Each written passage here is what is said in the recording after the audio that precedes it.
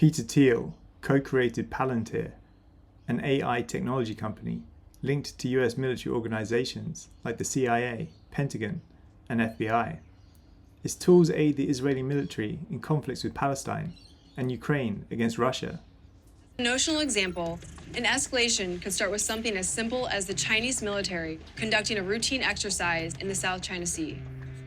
To see the full picture and make tactical, operational, and strategic decisions, the US and allied forces rely on Palantir. Monitoring the exercise, AI models running on satellite data detect an increased level of military activity. To the north, ship detection models identify an alarming buildup of fishing vessels surrounding a major Taiwanese port. An activity model detects that many of those ships are tied together, suggesting an ulterior motive and increasing the risk of a blockade. Increasingly, governments worldwide adopt Palantir's technology for immigration control and health data management. Quote, "Our software powers real-time, AI-driven decisions in critical government and commercial enterprises in the West, from the factory floors to the front lines." Palantir is named after the Palantir Stones from J.R.R. Tolkien's book, The Lord of the Rings. I'm always tempted to do the literary answer from Lord of the Rings, where it's this seeing stone, which is very powerful. It helps you understand the world better. It was originally created by the elves. It was meant to be used for good purposes. It is potentially a very dangerous technology. It's very powerful. It ends up playing a very important role in the way the series goes.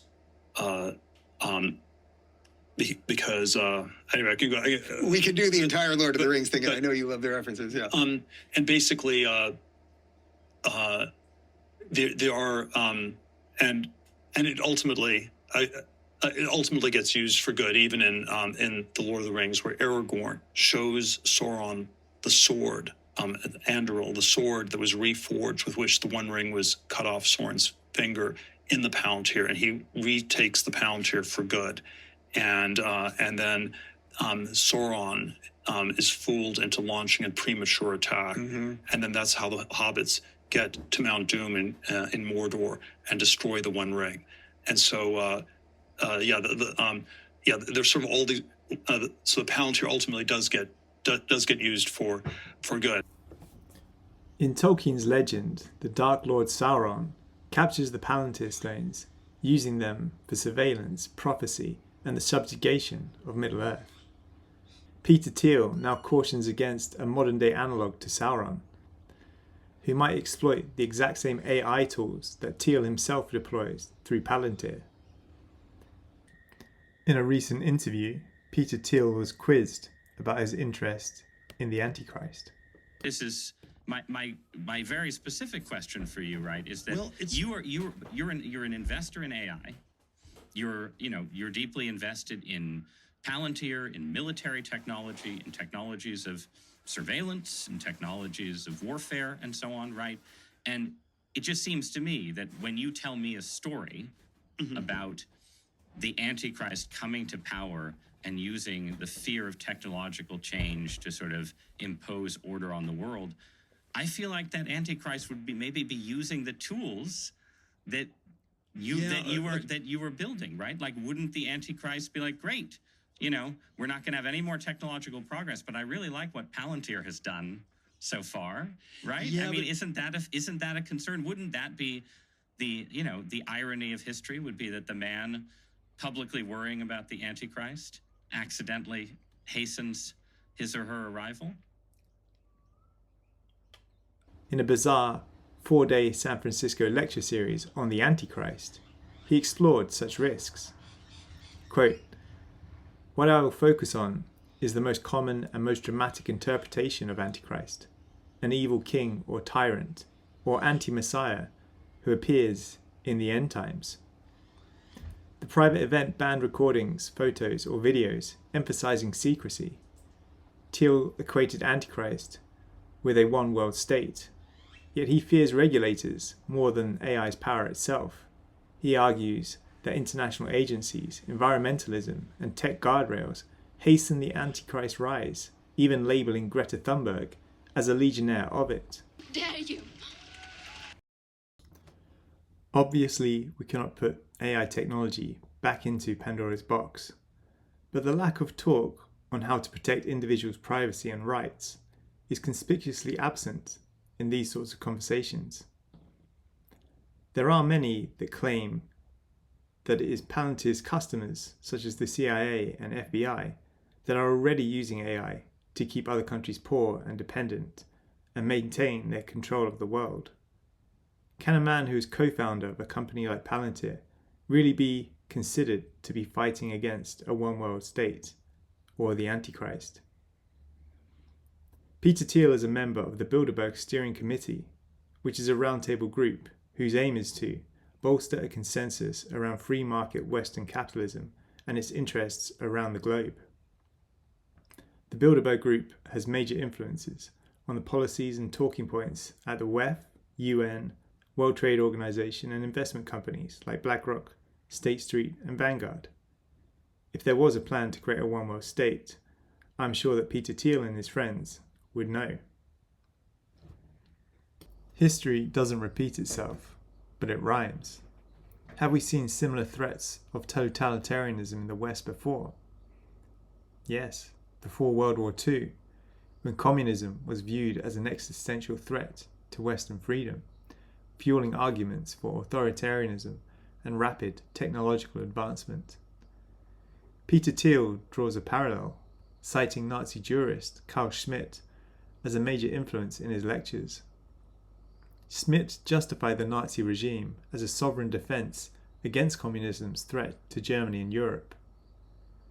Communism has often led to totalitarianism, infamous for its war on religion and enforced state atheism. In countries like China, Romania and Cambodia, religious leaders were brutally persecuted if they resisted. Is this the Antichrist Thiel warns us about? In Schmitt's view, the Nazis saved Christian Germany from communism's spiritual doom. Thiel's lectures arrive amid multiple crises: ecological, inequality, debt and health, driving demand for more government spending, taxes and control. The spectre of totalitarianism and communism rises again, now enabled by technologies like CBDCs, digital IDs, mRNA vaccines, and 24/7 media surveillance. Is Thiel a true whistleblower? He's accused of aligning with fascist-leaning ideologies, such as the Dark Enlightenment and neo-reactionary movement. He praises Curtis Yarvin, who advocates turning the US into an absolute monarchy with states run like corporations. The spiritual war evolves, but solutions echo the past. One side pushes government control, with dark undertones portraying humanity as a plague on the earth. The other promotes a new religion, AI and transhumanism, which Thiel champions. What drives this madness? And can we escape the false choice between fascism and communism? If it's a spiritual battle, it's not fought physically. Indian mystic Sri Aurobindo details these forces. Here's Shradhalu, a teacher at the Sri Aurobindo ashram in Pondicherry, explaining them. This is still at a very human level. Behind this, we have to consider the forces which will also play through the human beings. And it's not so much a human being which wants to possess, which of course is there, but the powers behind which want to possess the human beings themselves. And the best way to possess human beings directly is to possess the people who possess them.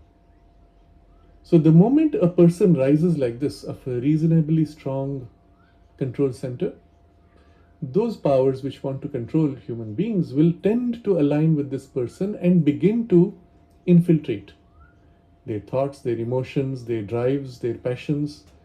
And as long as they live by their passions and instincts, it's very easy to infiltrate. But the perspective of those powers and the perspective of the human being is slightly different. For the human being, as long as I live. When I'm not there, it doesn't matter what happens. So even people will say, if I have to die, I don't mind if I have to press the nuclear button as I die, because the rest doesn't matter. It's a very narrow, petty, egoistic perspective. But when that ego becomes slightly larger, it says, I may die, but I want people to remember me so that I may be immortal in their memory. So then you extend yourself either through your own family, so your children who take your place to protect you in a way indirectly, it's the extended ego, or you create an institution with your name upon it through which this is now extended. But even that is short. A couple of generations down, it means nothing. We don't remember, we barely remember our grandparents, if at all. Our great-grandparents, if you have heard anything at all, you're lucky. Anything above that, great-great-grandparents, you probably know nothing. And this is how it is. So 2 or 3 generations down, that has no meaning. But for those beings who act through them, the game is very different. Their consciousness is pretty much immortal. Some of them are on a scale which is almost cosmic, at least universal. And many of them have local dominions, which to their sense of time, 1,000,000 years is nothing. So when they get a grip on someone, they always ensure a continuity. And they have an agenda which spans across generations. So they can wait you out. You can say, all right, I refuse for the duration of your lifetime. No big deal. They will hold back, wait until you are gone, and then push hard again. Or find another instrument and then push hard again. So their line of thinking, their way of thinking, the scope of time and control and influence is very different from the human. If we don't understand this, we will never understand the situation today. This is crucial to be able to understand why the situation in humanity today is what it is, and how the wall could be built so thoroughly, so with such detail and precision, and with a full machinery to repair any tiny crack that may appear in it. So understand this, that there is a program that has been going on across generations, across centuries, across millennia, where human consciousness, human memory may not survive, but the powers which influence the powerful human beings, the controllers of other human beings, they have an agenda, they have a continuity. And so you observe what are their focal centers. How would, if you had to control power, if you had to, let's say, if you could live, if you had a lifespan of 10,000 years, not much actually, and you were given a township or even a planet, and you had an agenda, you need to conquer this, what would you do? You might spend the first couple of generations of human life, not much, 60, 70 years typically, observing them, observing their motivations. And then what would you do? You would infiltrate. You would build a layer of human beings that corresponded with your values but were made of their substance. And then through them begin the infiltration process. You have 10,000 years. You can spend 200 or 300 years, even 500 years, building your, let's say, institutional control. And then what would you do? You would not have just one person. You would build multiple points of entry. At some point as you go further, the multiple points would begin to collaborate with each other, because now they become entrenched centers. And then you will say, now I have enough control that I can swing on from multiple centers, and none of them know each other. They're quite independent to their own consciousness. And as I push this little pawn, the others are aligned to assist this one, and it may never know that it's being helped.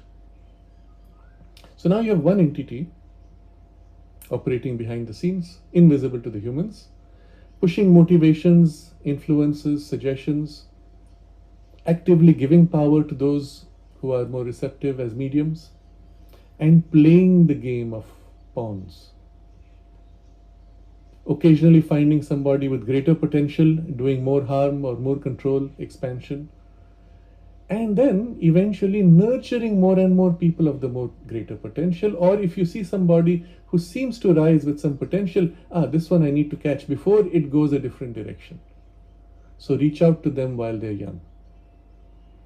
If you think about it in this way, the whole strategy is very simple, almost childishly simple, and very obvious. If you were playing a game of chess in over half an hour, this is what you're doing. You're pushing your little pieces to have a collective, so to say, encircling of the enemy to constrict and then own, possess, eliminate, whatever form it is. But you start with small moves and then build and align them, thinking strategically. You learn a lesson of a mistake made 500 years ago, and you see the same pattern occurring. This time you have made the correction for it, and you're ahead of the game. You start anticipating, oh, if 200 years down this thing happens, I must make my insurance policy. Put other players in place. Observe the centers of power emerging.